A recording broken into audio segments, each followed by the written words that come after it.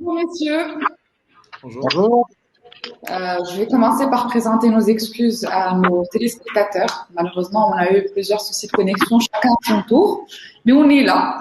On est là pour vous parler des industries de recyclage et de valorisation et des recommandations qui ont été faites par la Coalition pour la valorisation des déchets dans le cadre de son projet de contribution au modèle de développement. J'ai le plaisir de compter parmi nous aujourd'hui Monsieur Riyad Mzour, qui est chef de cabinet auprès de Monsieur le ministre de l'Industrie, du Commerce et de l'Économie verte et numérique. Monsieur Mzour, bienvenue parmi nous et merci d'avoir accepté notre invitation une fois de plus. Merci Chérine, c'est un plaisir partagé. Je réitère aussi mes excuses à tous ceux qui nous regardent et qui nous ont attendus aussi longtemps. La connexion était vraiment compliquée. Je pense que vous savez tous qu'il y a un problème de maintenance de câbles chez un opérateur qui fait que le débit a été fortement réduit.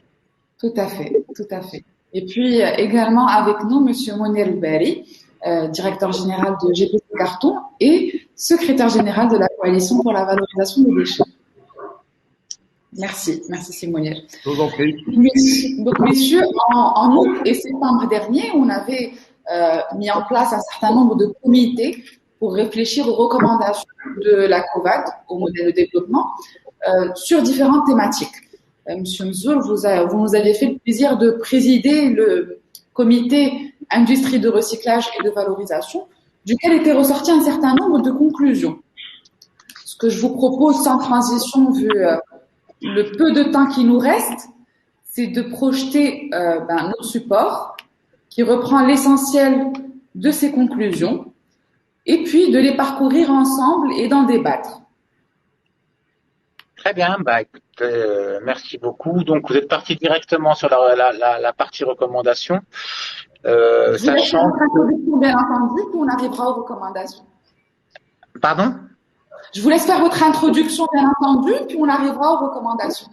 Très bien. Donc l'objectif était très simple et notre mission était très simple. On a mis du temps pour la définir tous ensemble. C'est un travail d'équipe assez lourd qui a été piloté de main de maître par nos amis de la COVAD et un cabinet extrêmement performant qui nous a accompagnés.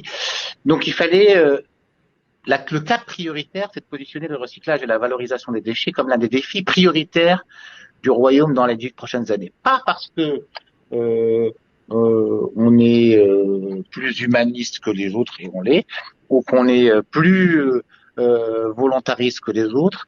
D'abord parce que c'est un cap que le Maroc a choisi depuis plusieurs décennies sous l'impulsion de Sa Majesté le Roi, et de manière anticipative, et le Maroc est aujourd'hui considéré comme un des pays pionniers et leaders en termes de développement durable, mais aussi parce que c'est une nécessité économique, puisque aujourd'hui 65% de nos exportations vont vers l'Europe, et que l'Europe est en train d'en mettre en place des mécanismes et des barrières environnementales pour filtrer l'accès des produits extérieurs à ce marché. Alors, la double ambition est simple, c'est de devenir un leader industriel mondial du recyclage et de la valorisation des déchets, et en parallèle, une des économies décarbonées les plus compétitives et les plus attractives de la région, et pour ne pas dire bien au-delà de la région. Alors pour cela, une rupture, créer une industrie de recyclage et de valorisation massive et compétitive en focalisant sur une stratégie d'économie d'échelle. Bien évidemment, on recycle tout ce qu'on a à recycler chez nous, et si ça ne suffit pas, on réfléchit à comment accéder aux intrants. Les chantiers, trois chantiers, des filières de recyclage et de valorisation performantes avec des débouchés nationaux et internationaux. Une industrie marocaine à fort taux d'intégration des matières recyclées, puisque nos produits doivent être décarbonés, puisque nous avons aujourd'hui des solutions pour l'énergie, nous devons aussi avoir des solutions pour les intrants, et nous avons commencé à travailler. Et un écosystème vert composé d'industriels majeurs, de start-up et d'auto-entrepreneurs.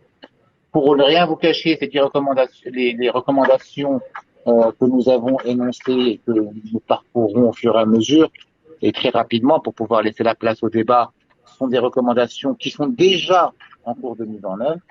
Et et nous nous félicitons de ce travail qui nous a permis aussi d'identifier au sein de la COVAD et avec la COVAD toutes les mesures prioritaires à partir de ce document qui a été présenté à la commission spéciale du modèle de développement. Alors, pour ne pas m'attarder, je vais énoncer rapidement les mesures et puis, si vous le permettez, on va commencer le débat. Alors, très très simple, mettre en place une bourse de déchets pour organiser l'échange et essayer d'optimiser la gestion des déchets en fonction de ceux qui les produisent et ceux qui peuvent les utiliser et créer les chaînons manquants pour les mettre en relation et aussi pour développer l'industrie de valorisation. Deuxième mesure, renforcer et consolider le statut de responsabilité élargie du producteur. Bien sûr, à partir de l'éco-conception, de la réduction des coûts des déchets supportés par les collectivités locales, nous avons des projets extrêmement intéressants par rapport à ça, et pour augmenter les taux de recyclage et réduire la mise en décharge et l'incinération des déchets, avec une responsabilité élargie des producteurs, mais pas seulement des producteurs nationaux. Je dirais pas forcément des producteurs nationaux, mais d'une manière un peu plus large par rapport à cela. Alors, des recommandations opérationnelles, considérer, ça a l'air simple, ça a l'air évident pour beaucoup, mais ça ne l'est pas forcément dans le corpus réglementaire et législatif de notre pays et de beaucoup d'autres pays, c'est considérer les déchets comme des matières secondaires et les labelliser. Ça, c'est le premier point qui est extrêmement important. Ce sont des matières secondaires qui ont la même valeur ou une valeur similaire que les matières premières. Lister les filières de recyclage et de valorisation à fort potentiel et définir leurs besoins sur le plan économique, financier et réglementaire. Nous y travaillons et ce sera une des tâches de l'écosystème vert. Mettre en place un nouveau projet de l'usine verte modèle. Nous sommes en cours de conception de cette usine verte modèle et je pense qu'on commencera à discuter, à échanger avec les différents partenaires industriels pour voir exactement qu'est-ce qu'on peut mettre dedans.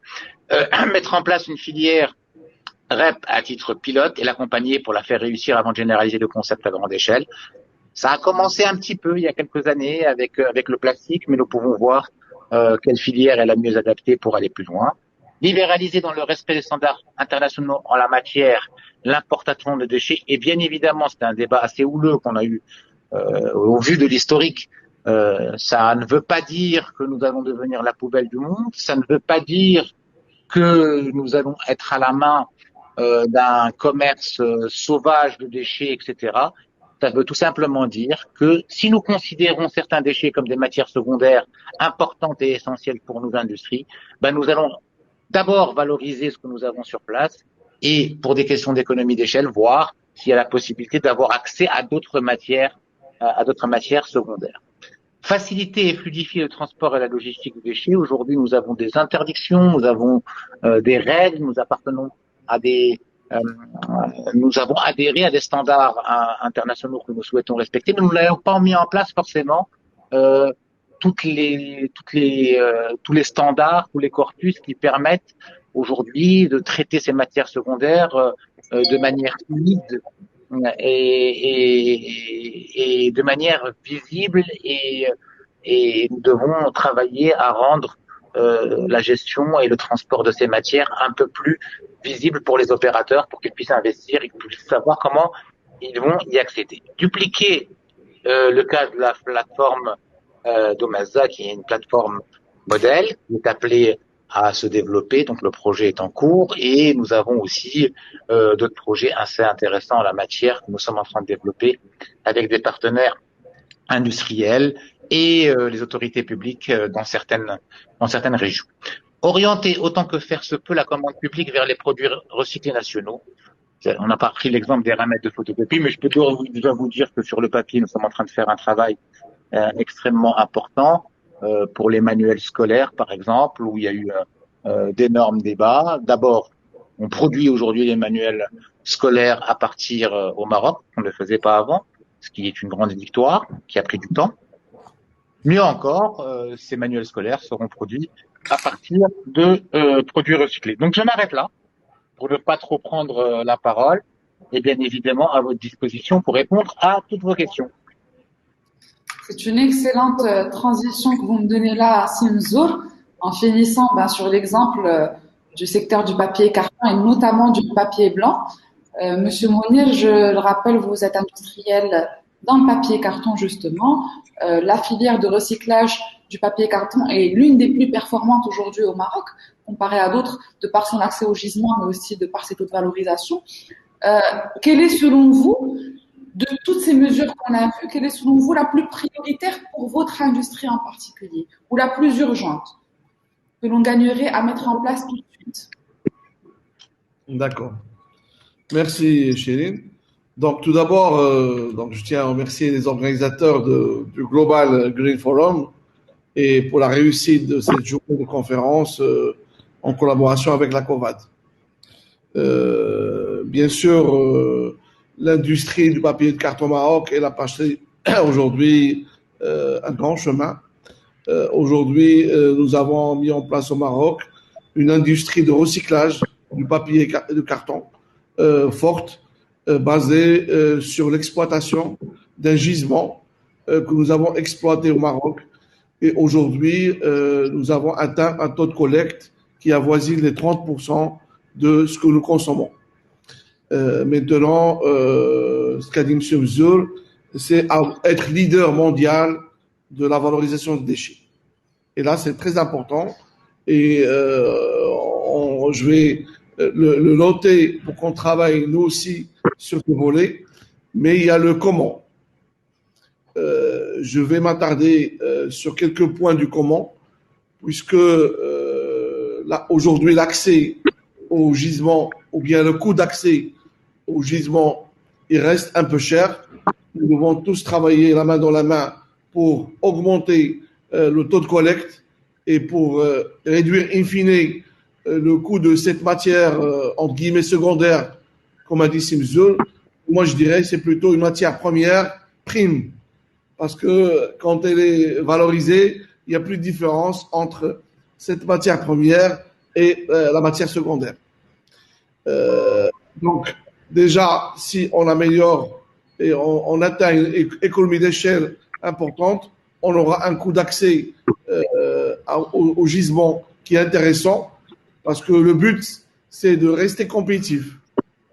Parce qu'aujourd'hui, on est en train de combattre l'importation, on est en train de promouvoir le produit Maroc, et pour cela, nous devons avoir une industrie de recyclage forte, compétitive, inclusive et durable. Alors, inclusive, en amont aussi, il faudrait que le chineur ou bien les ramasseurs se retrouvent dans cet écosystème. Comment aussi? Donc voilà, c'est ce que nous sommes en train de travailler dans le cadre d'écosystème vert, à travers les contrats programmes que nous sommes en train de mettre en place. C'est pour que le chineur puisse vendre un peu plus cher qu'aujourd'hui, mais qu'à la fin, l'industriel achètera moins cher en bénéficiant d'abord d'économies d'échelle et dans un deuxième temps en bénéficiant de l'implication de l'État dans cet écosystème vert. Ce dont a parlé M. Bzour à la fin, l'industrie du cahier scolaire et l'industrie du papier blanc.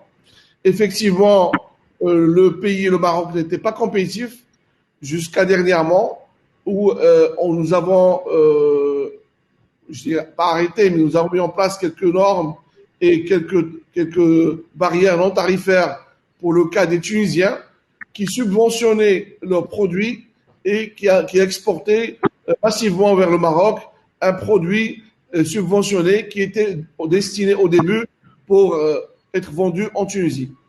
Donc là, nous avons fait un travail important avec le commerce extérieur, que nous félicitons aussi pour leur travail minutieux.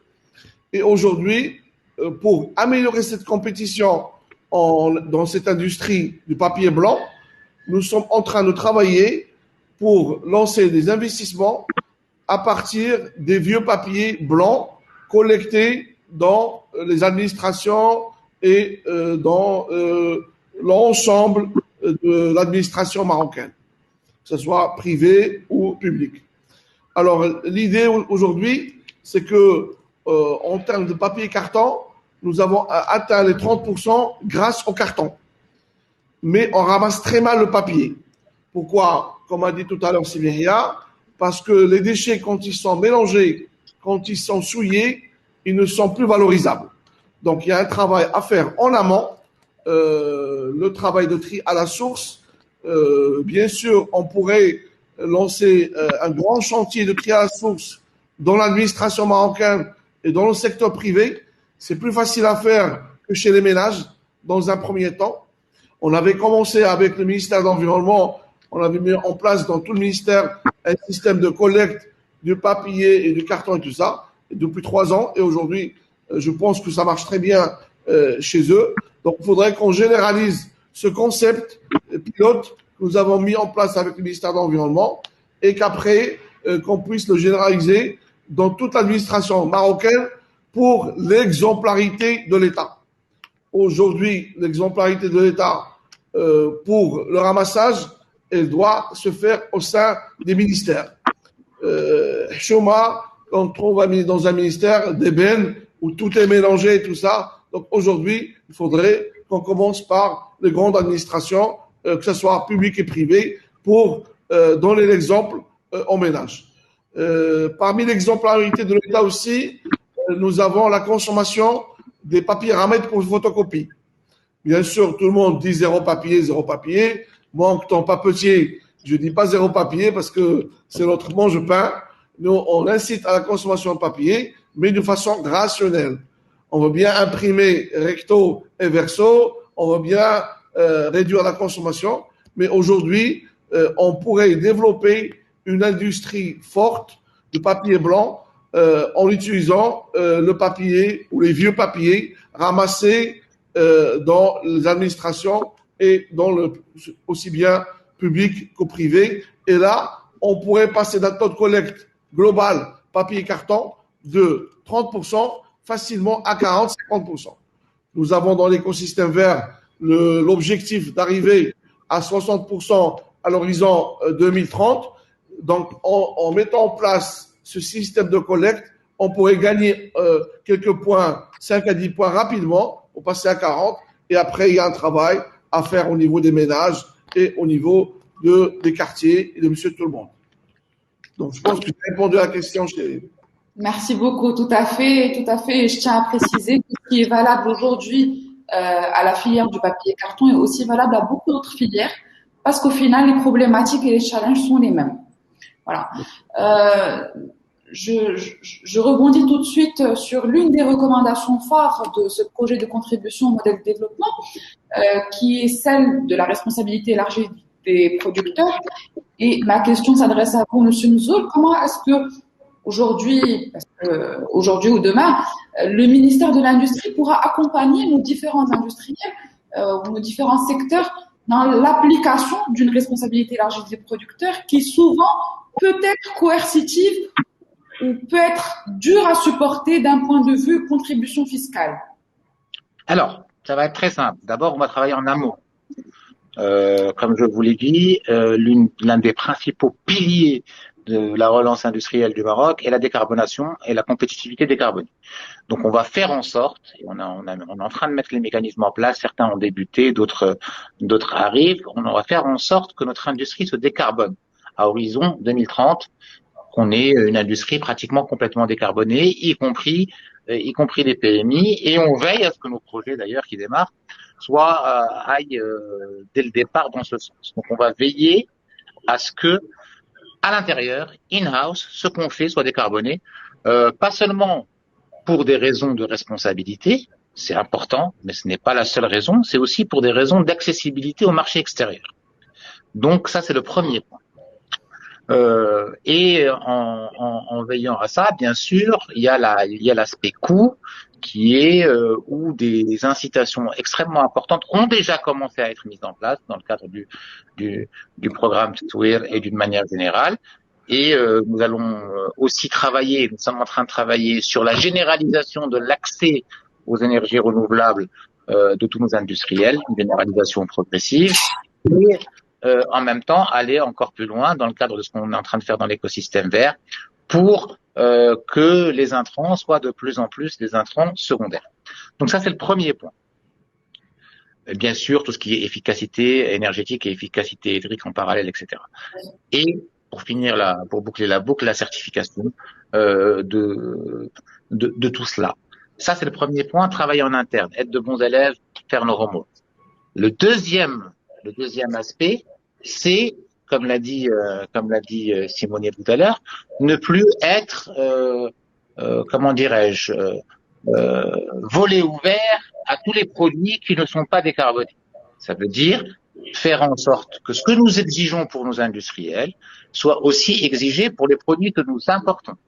Et donc la responsabilité élargie du producteur commencera par la responsabilité élargie du producteur qui nous envoie ses produits depuis l'extérieur et qui ne sont pas forcément au standard de ce qu'on demande à nos producteurs ou de ce qu'on est en train de faire pour équiper nos producteurs nationaux. Donc ce sera une responsabilité élargie à tout ce qui rend le territoire national et bien évidemment pour arriver à moyen terme à une responsabilité élargie du producteur qui soit quelque chose de complètement naturel pour nos industriels parce qu'ils se seront adaptés et équipés pour, qu'il soit quelque chose de complètement naturel en termes de mise en place d'une fiscalité d'équilibre et qui permettra en même temps à notre industrie d'être compétitive et d'avoir accès à son plus grand marché. Monsieur Le Bali, est-ce que vous souhaitez rebondir sur ce sujet? Juste pour ajouter que, en plus des énergies renouvelables, qu'on doit encourager, que l'État a un programme pour arriver à 42% de production d'énergie renouvelable à l'horizon 2030. Il faudrait aussi qu'on travaille sur l'accès. Comment? 52. 52, d'accord. Moi, j'étais plus 42, c'est 2020. D'accord. Il faudrait qu'on améliore aussi l'accès au gaz naturel aussi, qui est très important. Et là aussi, il y a un travail à faire au niveau du pays pour que l'industrie puisse avoir accès au gaz naturel pour améliorer sa compétition. Voilà. Je suis tout à fait d'accord et c'est quelque chose sur lequel on travaille. Alors, c'est pas le gaz naturel n'est qu'une étape. Effectivement, le gaz naturel permet une légère décarbonation, mais on reste dans l'énergie fossile. C'est clair qu'on a aujourd'hui les outils et la compétitivité pour régler la partie électrique, mais pas encore la partie chaleur. Il y a un travail à faire sur la chaleur. Ce ne sont pas forcément les RDF qui vont nous régler le problème pour le moment, mais on est en train de trouver des business models pour que ça le règle. Mais en termes de chaleur, il y a effectivement le passage par le gaz naturel, qui est un passage, je pense, obligé pour les 10 prochaines années, pour gagner en compétitivité et gagner en décarbonation. Et mais ça n'est qu'une étape, parce que le Maroc a pour ambition de devenir une des bases majeures de production d'hydrogène vert, qui est la deuxième génération pour dans 10 ans et plus tard.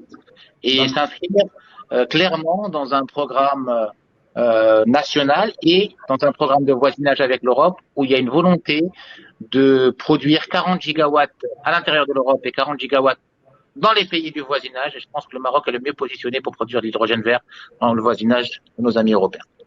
D'accord. C'est aussi une étape pour accéder à la cogénération à travers le gaz naturel et produire dans le site industriel une bonne partie de l'électricité qu'on injecte dans nos machines, dans les machines de l'usine. Alors, c'est clair, mais au-delà de ça, d'abord, comme j'ai dit, la cogénération avec le gaz naturel, je vous ai dit, c'est quelque chose de stratégique et c'est à l'intérieur et on y travaille. Mais il y a pour aller plus loin le projet hydrogène qui est aujourd'hui déjà compétitif au niveau de l'ammoniac. Et il y a un travail qui va commencer à être fait par rapport à ça. Comme vous le savez, nos engrais ont besoin d'ammoniac et qui est en train d'être fait au niveau de l'OCP par rapport à ça, qui est leader aujourd'hui dans cette initiative-là, en tout cas, comme d'autres secteurs industriels sont leaders dans d'autres initiatives en termes de recyclage ou en termes d'énergie propre. Mais en tout cas, sur l'hydrogène, c'est quelque chose qui est sérieux, sur lequel on travaille, sur lequel on doit préparer notre pays, et notre pays peut être un gisement d'énergie formidable et d'énergie verte formidable pour le futur. Ce qui m'amène à ma toute dernière question. Monsieur Mzoul, on a beaucoup parlé en tout cas sur ces deux dernières questions d'efficacité énergétique, d'économie d'énergie et d'utilisation des ressources naturelles. L'exemple de l'usine Inma, est-ce que dans la vision du ministère de l'Industrie, on souhaite ou on compte dupliquer cette initiative, mais de manière spécifique au recyclage matière d'écoproduits? Alors, ce sera quelque chose, en tout cas, ce qui est clair, c'est qu'il y a une volonté de mettre en place un modèle, de dupliquer le modèle UNMAP sur l'usine verte. Alors, est-ce que ce sera seulement lié au recyclage? Ça, c'est pas forcément sûr. Il y aura probablement d'autres choses parce qu'une usine verte, ça n'est pas seulement une usine de recyclage ou une usine qui utilise des intrants recyclés. Il y a beaucoup d'autres paramètres qui seront dedans et ce sera une usine modèle pour la décarbonation. C'est quelque chose qu'on a l'intention de faire non seulement en termes d'usine verte, mais aussi au niveau de l'industrie 4.0. Donc il y a deux projets type INMA qui sont dans le pipe. C'est celui de l'usine verte et celui de l'industrie 4.0. Parfait. Messieurs, merci beaucoup. Chérie, c'est l'occasion. Donc, c'est l'occasion pour mettre en place le Lean dans la gestion des déchets, dans le ramassage des déchets, dans sa collecte et tout ça. Et c'est tout un esprit qui est très bien pour réduire le gaspillage en général.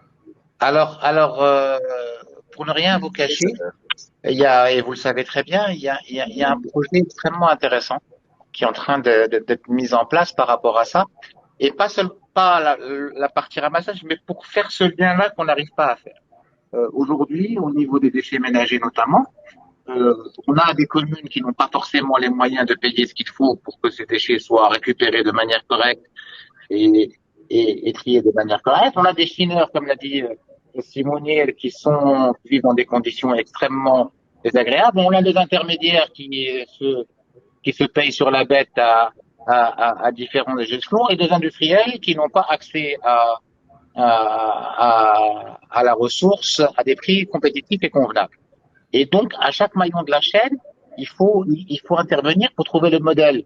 Et on est en train d'essayer de trouver un modèle, par exemple, pour les RDF avec une fédération industrielle ou une association de professionnels industriels qui est assez intéressant, où tout le monde s'y retrouve sans que les communes aient à payer trop cher, sans que